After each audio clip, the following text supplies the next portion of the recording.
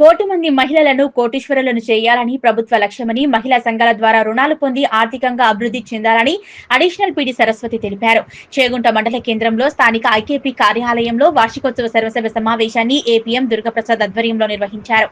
ఈ కార్యక్రమానికి ముఖ్య అతిథిగా జిల్లా అదనపు పీడీ సరస్వతి హాజరయ్యారు. ఈ సందర్భంగా ఆమె మాట్లాడుతూ కోటి మంది మహిళలను కోటీశ్వరులను చేయాలని ప్రభుత్వ లక్ష్యమని, వృద్ధులను దివ్యాంగులను సంఘంలో చేర్చుకోవాలన్నారు. ఇందిరమ్మ ఇళ్ల లబ్ధిదారులకు ప్రభుత్వం నుంచి వచ్చే 5 లక్షల రూపాయలు కాకుండా మహిళా సంఘాల ద్వారా బ్యాంకు లింకేజీతో ₹1,00,000 వడ్డీ లేని రుణం ఇవ్వడం జరుగుతుందని ఏపీఎం దుర్గప్రసాద్ తెలిపారు. ఇందిరమ్మ ఇల్లు మంజూరైన లబ్ధిదారులు త్వరగా పూర్తి చేసుకోవాలని, మండలానికి మరో 600 ఇళ్లు రావడం జరుగుతుందన్నారు.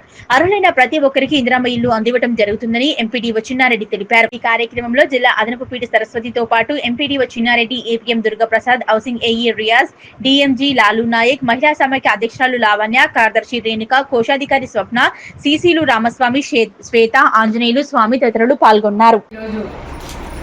మన చేగుంట మండలంలో మండల సమైక్య మహాసభకు రావడం జరిగింది. సో ఈరోజు ఇక్కడ ప్రతి గ్రామ సంఘంలో మహాసభలు చేసుకొని, సో ప్రతి మహిళ కూడా వాళ్ళ వాటాదానాలు సభ్యత్వాలు కట్టుకొని సంఘాలన్నీ సక్రమంగా నడుపుకుంటూ, ఈ గ్రామ సంఘము రిజిస్టర్ బాడీ కాబట్టి దాన్ని ఆడిట్ చేయించుకుంటూ మన గ్రామ సభలు జరుపుకొని, అదేవిధంగా గ్రామ సంఘాలన్నీ కలిసి మన మండల సమైక్యలో ఈ మహాసభ జరుపుకుంటున్నాం. ఈ మహాసభలో ఈ సంవత్సర కాలమంతా ఏం చేసాం, మనం ఎన్నెన్ని పనులు చేసుకున్నాము, ఇంకా ఏం చేయాలనేది కార్యాచరణ మనం రూపొందించుకొని ఆ ప్రణాళిక ప్రకారం వచ్చే సంవత్సరం కూడా మనం అన్నీ చేసుకోవాలి. అదేవిధంగా గవర్నమెంట్ చూపించినట్టుగా మన ప్రతి మహిళ గ్రూప్లో చేరాలి కాబట్టి బ్యాక్లో ఉన్న ప్రతి మహిళను కూడా మనం గ్రూప్లో చేర్చాలి. అదేవిధంగా మనకు దివ్యాంగులు ఉన్నారు, ఆ దివ్యాంగులందరినీ కూడా సంఘాలలో చేర్చాలి. ఇప్పుడు వృద్ధులు ఉన్నారు, వృద్ధ మహిళలని మన బ్యాంకర్స్ అందరూ వృద్ధులు కాబట్టి మనం లోన్ కట్టలేరు అనే ఉద్దేశంతో వాళ్ళని సంఘం బయటికి పంపిస్తున్నారు.